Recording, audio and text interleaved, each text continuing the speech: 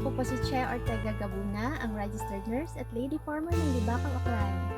At ngayon, magluluto po tayo ng isa sa mga specialty namin dito, ang ginataang labong na may suso at nilahukan ng special na ingredient na galing mismo dito sa farm namin, ang purple corn. Ang mga sangkap na gagamitin natin ay labong,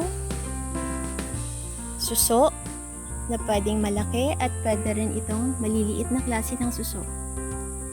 Okra, gabi, malunggay, gata, bawang, sibuyas, luya at asin. At syempre ang ating sweet purple corn.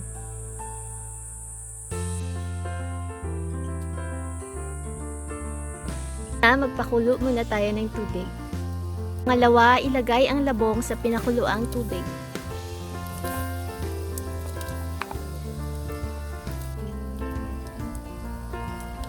Malambot na ang labong, ilagay naman natin ngayon ang gabi, suso,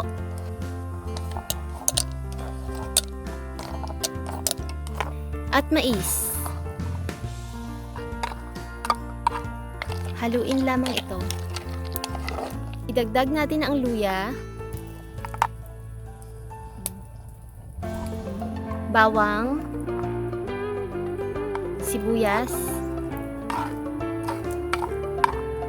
at asin. Muli natin itong haluin.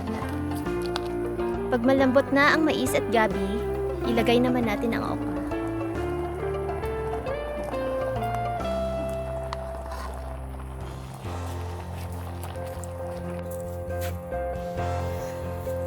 Ilagay naman natin ngayon ang malunggay.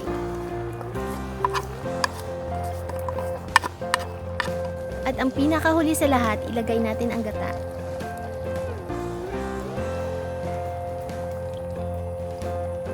Kalipas ng ilang minuto ay pwede na itong ihain.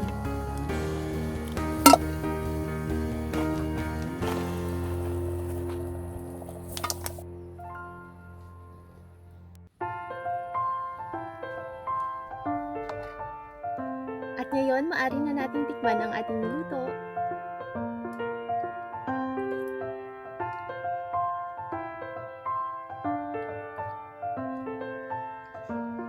Sobrang sarap.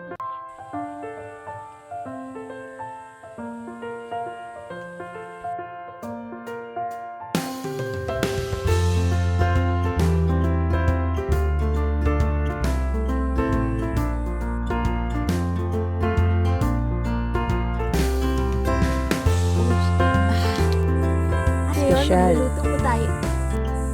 At ngayon, magluluto po tayo ng isang espesyal na pagkain na paborito namin dito, ang ginataang labong na may suso Pas. Makanya ana, imakanya na nilahukan.